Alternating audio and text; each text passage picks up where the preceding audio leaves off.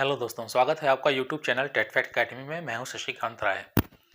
आज का जो वीडियो है वो आपके कमेंट्स के ऊपर है।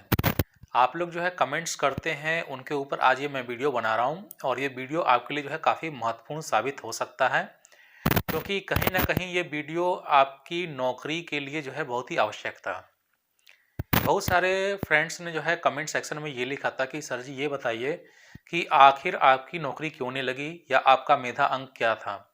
ज़्यादातर ये कमेंट्स आ रहे हैं आप लोगों की तरफ से कि आखिर आपके साथ ऐसा क्या हुआ कि आपकी नौकरी नहीं लग पाई।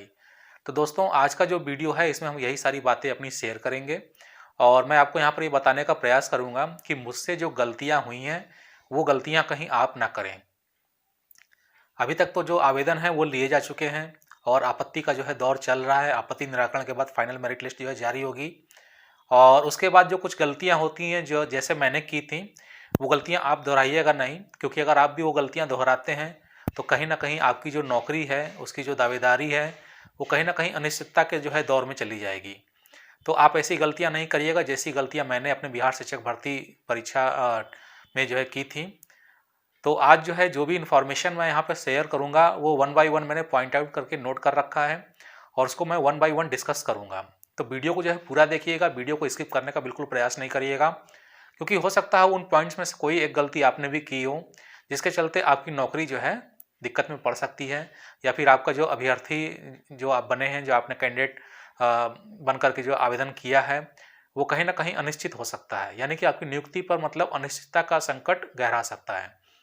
तो आप बिल्कुल ये वीडियो जो है बिल्कुल स्किप मत करिएगा। इसके सारे पॉइंट्स मैं यहाँ पे बताने जा रहा हूँ, क्योंकि मुझसे जो है क्या गलतियाँ हुई थी वो सारी चीज़ें मैं अच्छी तरीके से जान रहा हूँ। और उस समय यूट्यूब का इतना दौर नहीं था जिस समय ये वैकेंसी जो है शुरू हुई थी, जिसमें आज आप नए लोग जो हैं पार्टिसिपेट कर रहे हैं। उस समय यूट्यूब इतना नहीं चलता था। 2011 की बात है ये। 2011 में इसका जब फॉर्म आया था, एप्लीकेशन जो निकला था, उस समय ये सीधी भर्ती जो है बिहार शिक्षक भर्ती जो है शुरू हुई थी पहले चरण से। और उस समय जो है नया नया जो है बिहार टीईटी जो है आयोजित किया गया था, जिसमें मैंने जो है पेपर 2 जो है निकाला था 6 to 8 के लिए। पेपर 1 to 5 जो है मैं क्लियर नहीं कर पाया था, मेरा सिर्फ 2 अंक से वो रह गया था। तो पेपर 6 to 8 मैंने क्वालिफाई किया था और मेरा जो सब्जेक्ट था वो कॉमर्स था। तो कॉमर्स होने के चलते मुझे जो पार्टिसिपेट करने के लिए जो मौका मिला, मैंने जो एप्लीकेशन बिहार शिक्षक भर्ती 2011 में डाला था वो जो है सोशल साइंस में डाला मैंने, सामाजिक विषय में। तो ट्रेंड होने के बावजूद भी मुझे जो है नहीं मिल पाया मौका नौकरी करने का। ऐसा इस वजह से हुआ कि मेरी जो एकेडमिक मेरिट थी, ये सबसे पहला पॉइंट है, मेरी जो एकेडमिक मेरिट थी वो जो है काफ़ी कम थी। यानी कि हाई स्कूल और इंटर में मेरी एकेडमिक मेरिट जो है काफ़ी लो थी। उसके बाद मेरी एकेडमिक मेरिट बढ़ी, जिसका जो है मुख्य रूप से ये प्रभाव पड़ा कि जो मेरिट लिस्ट बनी उसमें कहीं ना कहीं परसेंटेज कम होने के चलते, यानी हाई स्कूल इंटर में जो परसेंटेज मेरा कम था उसके चलते जो है मेरिट अंक जो है मेरा कम हो गया।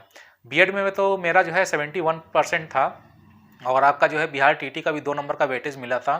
फिर भी मेरी जो मेरिट बन रही थी 59.57 के आसपास बन रही थी और कहीं कहीं ये जो है 60 के आसपास मेरिट अंक जो है बना था।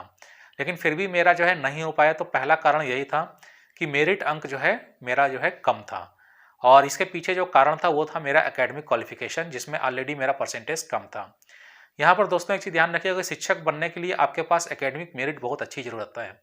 अगर आप आईएएस पीसीएस बनना चाहते हैं तो यहाँ एकेडमिक मेरिट कोई मायने नहीं रखता है, क्योंकि आप योग्यता अनुसार उसमें परिवर्तन कर सकते हैं आगे चल करके। यानी कि आप अपनी योग्यता क्षमता के अनुरूप पढ़ाई करके आईएएस पीसीएस तो बन सकते हैं, लेकिन अगर आप टीचर बनना चाहते हैं तो आप टीचर नहीं बन सकते। अगर आपका एकेडमिक मेरिट अच्छा है तभी आप बीएड बीटीसी करिए, नहीं तो फिर मत करिए, क्योंकि कहीं ना कहीं लास्ट में आकर के एकेडमिक मेरिट ही उसमें जो है महत्वपूर्ण हो जाता है आपकी नौकरी दिलाने में। तो एक पहला रीज़न ये था।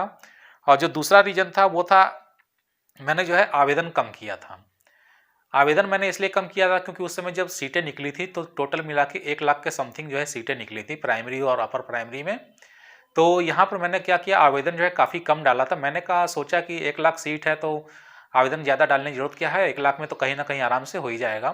तो मैंने ज़्यादातर जो है 5-6 जिलों को ही सेलेक्ट किया था और बहुत कम ही आवेदन जो है डाला था। ब्लॉक वाइज भी मैंने जो है जहाँ सीटें थी वहाँ पे डाल दिया था और अपनी सुविधा को ध्यान में रखते हुए भी जो है मैंने आवेदन किया था, जो कि मेरी दूसरी गलती थी। अगर आपने ऐसा गलती जो है इस बार की है तो आपको इसका जो है खामियाजा भुगतना पड़ सकता है कैंप काउंसलिंग में, क्योंकि अगर आपने आवेदन कम किया है तो आपके पास जो है ऑप्शंस कम हो जाएंगे नियोजन इकाई में कैंप में भाग लेने के लिए। तो ये मेरी दूसरी गलती थी जिसके चलते मुझे जो है नौकरी से बाहर रहना पड़ा। और तीसरा जो गलती मेरी थी, ये मेरी गलती नहीं थी क्योंकि मैंने फ्यूचर को प्लान नहीं किया था। यहाँ पे बहुत सारे ऐसे अभ्यर्थी हैं जो बीएड बीटीसी करके बैठे हैं, लेकिन उन्होंने शुरू में कभी नहीं सोचा था कि वो बीएड बीटीसी करके एक टीचर बनेंगे। तो मैंने भी कोई फ्यूचर प्लानिंग नहीं की थी। मैंने जो है कारपोरेट या प्राइवेट जॉब में ही जाने की कोशिश के चलते जो है मास्टर ऑफ कॉमर्स किया था। कॉमर्स सब्जेक्ट से मैंने पढ़ाई की थी क्योंकि सरकारी नौकरियाँ मिलना जो है बहुत मुश्किल था। तो मैंने कॉमर्स से पढ़ाई की थी कि मुझे प्राइवेट जॉब मिल जाएगी, लेकिन मैंने ये नहीं सोचा था कि मुझे आगे चल करके मतलब टीचर वाले स्कोप को जो है फेस करेंगे। तो लास्ट में मैं जब टीचर वाले फेस इस करने लगा, टीचर की जो जॉब थी उसको जो फेस मैंने करना शुरू किया, तो मैंने देखा कि कहीं ना कहीं मेरा जो सब्जेक्ट था वो कमज़ोर था, यानी कॉमर्स सब्जेक्ट जो है काफ़ी कमज़ोर था। और इसकी जो वैकेंसी निकलती हैं टीचर्स के लिए वो बहुत कम और रेयर केस में आती हैं कॉमर्स के लिए।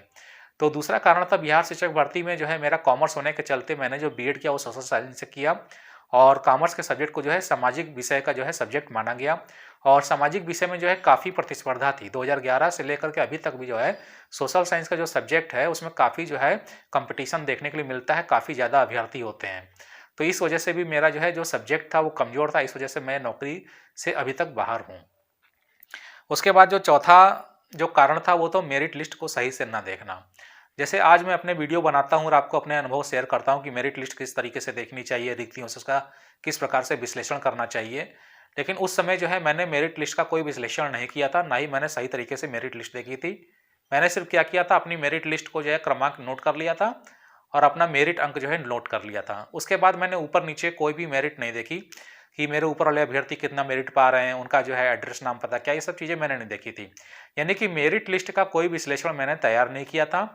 और जब काउंसलिंग प्रक्रिया शुरू हुई तो मैं सीधे जो है काउंसलिंग में चला जाता था। तो ये मेरी जो है चौथी मिस्टेक थी कि मैंने मेरिट लिस्ट को जो है सही से नहीं देखा। इसके लिए मैंने वीडियो भी बना रखा है कि मेरिट लिस्ट देखने का सही तरीका क्या है, आप वो वीडियो जरूर देखिएगा। चैनल की जो प्लेलिस्ट है बिहार शिक्षक भर्ती, उसमें जाके आप देख सकते हैं।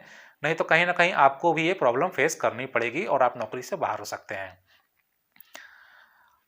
पांचवी जो मेरी समस्या थी, पांचवा जो मेरा जो है गलती थी वो ये थी कि मैंने जो है अन्य अभ्यर्थियों के जो एड्रेस दिए होते हैं उनको भी अनदेखा कर दिया था। यानी कि जो अदर कैंडिडेट जो एप्लीकेशन किए थे और उनका जो नाम पता जो है मेरिट लिस्ट में शो करता है। ज़्यादातर तो मेरिट लिस्ट में लोग नहीं दिखाते हैं, लेकिन ज़्यादातर नियोजन इकाइयाँ क्या करती हैं, मेरिट लिस्ट में जो है नाम पता जो है ज़रूर ऐड कर देते हैं। तो मेरिट लिस्ट का जो नेम और एड्रेस अदर कैंडिडेट्स का था वो भी मैंने इग्नोर किया था, जिसके चलते जो है मैं सही से कैंप में जो है भाग नहीं ले पाया और मुझे जहाँ पर कैंप में बैठना चाहिए था मैं वहाँ पर नहीं बैठा। मैं सिर्फ अपने गृह जिला के चक्कर में या अगल बगल या जो नज़दीकी जो ज़िले थे उनके चक्कर में पढ़ करके मैंने जो है अपनी नौकरी जो है एक प्रकार से आप कह सकते हैं कि लूज़ कर दी, खो दी। और छठी जो गलती मैंने की थी, गलत जगह कैंप में मैंने भाग लिया। गलत जगह कैंप में भाग लेने का मतलब ये होता है कि आप भी ये मिस्टेक करेंगे।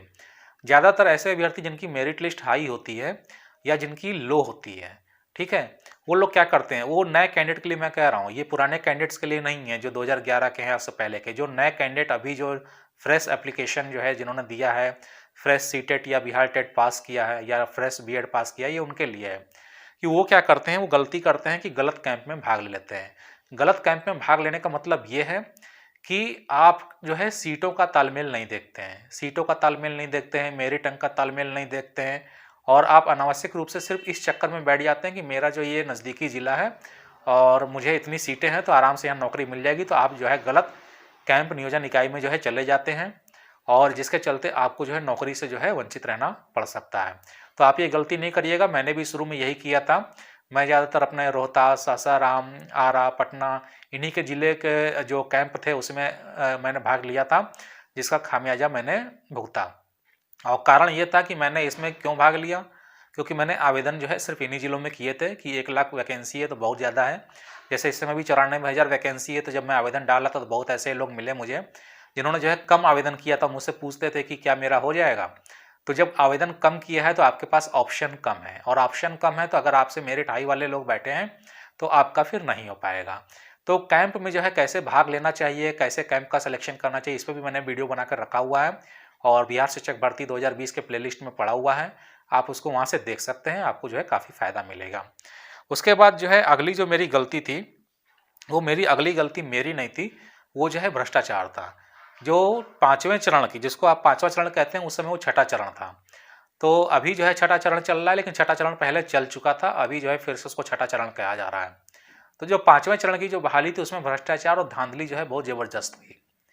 उसमें जो है जो नियोजन इकाई के जो कर्मचारी थे उनके द्वारा जो है कैंडिडेट्स को जो है मिसगाइड किया जा रहा था और रिजर्वेशन की जो है सही कैटेगरी के हिसाब से जो है सीटें अलॉट नहीं की जा रही थी या उनको नियुक्ति पत्र सही से नहीं दिया जा रहा था। जनरल को जनरल में, ओबीसी को ओबीसी में, बीसी को बीसी में, ऐसे वो क्या कर रहे थे कि जो है अपने मनमान्य तरीके से जो है बहाली कर रहे थे। और आप ये भी पा सकते हैं कि बहुत सारे शिक्षकों के अपने जो रिश्तेदार हैं, अपने जो घर के लोग हैं, वो लोग जो है ज़्यादा नौकरी पा गए। कारण ये था कि ये लोग क्या करते थे कि मेरिट अंक जो है शो करने में लेट करते थे, शाम हो जाती थी और उसके बाद वो कहते थे अगले दिन डिक्लेयर होगा, तो दूसरे दिन डिक्लेयर होगा और फिर उसको डिक्लेयर नहीं करते थे और जो हाई मेरिट वाले कैंडिडेट होते थे उनको जो है अनुपस्थित दिखा करके जो है क्या करते थे, अपने पसंदीदा कैंडिडेट्स की जो है भर्ती इन्होंने कर ली थी। तो इसके कारण भी मेरा जो है नहीं हो पाया। ये सबसे मेरा जो है प्रमुख कारण था, क्योंकि 5वें चरण में जो मेरिट थी वो 60 अंक तक गिर चुकी थी। आपको जान के आश्चर्य होगा कि 2011 से निकली हुई जो भर्ती 5वें चरण तक जो चल रही थी, उसकी जो मेरिट थी वो 60 अंक तक गिर चुकी थी और यहाँ तक कि 58-57% वालों का भी जो है सिलेक्शन हुआ था। ये बिल्कुल मैं दावे के साथ कह सकता हूँ कि 57-58% जो है सिलेक्शन जो है आराम से उस समय हुआ था और जो सिर्फ भ्रष्टाचार के चलते था। और इसका जो मुख्य कारण है वो मैंने अपनी जो है एक वीडियो में बताया हुआ है कि बिहार शिक्षक भर्ती में जो है धांधली कैसे होती है, भ्रष्टाचार कैसा होता है। तो वो वीडियो भी आप देख करके जान सकते हैं और उन सब चीज़ों से आपको सचेत रहने की ज़रूरत है ताकि आपकी नौकरी जो है सुनिश्चित हो सके। तो ये सब जो है प्रमुख कारण थे जिनकी वजह से मेरी जो है बिहार शिक्षक भर्ती में जो है नौकरी नहीं हो पाई और मैंने जो है इस बार पुनः आवेदन किया है और मैंने जो है 6 to 8 सोशल साइंस में भी आवेदन किया है और 1 से 5 में भी किया है और इस बार मैंने सीटेट के आधार पर किया है, दोनों पेपर मेरे क्लियर थे। तो इस बार उम्मीद है कि कहीं ना कहीं हो जाएगा, लेकिन मेरिट अंक मेरा कम है तो संभावना ये भी है कि ना भी हो। तो खैर मेरा होता है कि नहीं होता है मुझे इससे कोई मतलब नहीं है।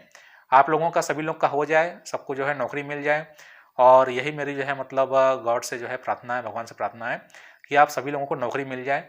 बस आप लोग ये ध्यान रखिएगा कि मैंने जो अपने अनुभव जो शेयर किए हैं वीडियो में, उनको आप देखना मत भूलिएगा क्योंकि ये बहुत इंपॉर्टेंट है।